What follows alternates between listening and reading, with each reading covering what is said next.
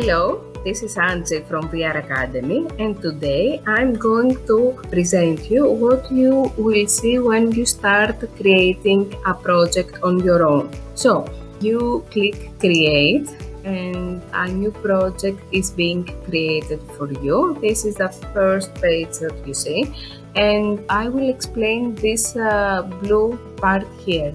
So if you click Scratch, you go back to the Scratch page. If you click this ball here, you can select your language. So you might not be, your mother language might not be English, so there is a vast choice of languages that you can use here.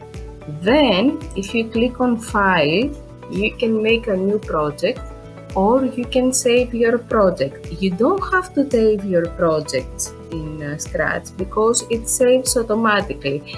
But if you want to be sure that it is saved, you can save it as well.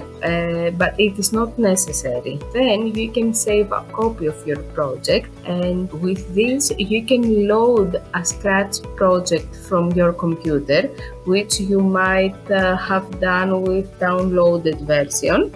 And with this button you can save your project to your computer. Your project is being saved on the cloud on your account, but if you want to save it in your computer as well, you click here.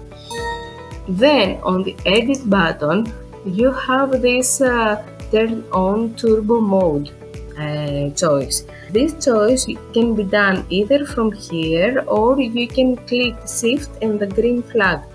What it does is turbo mode is a feature that runs code quickly, eliminating the short pause after running its block that updates the screen. So instead of running its block and updating the screen, it runs all the code and then it updates the screen. Then here you can click on tutorials and watch tutorials, which are very nicely made by the Scratch team. And here is the title of your project, so you can click here and write the title that you want.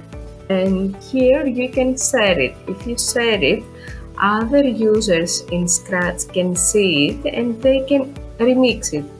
So use it as a base in order to create their own project. If you click on See Project page, you will see how it is being shown in Scratch.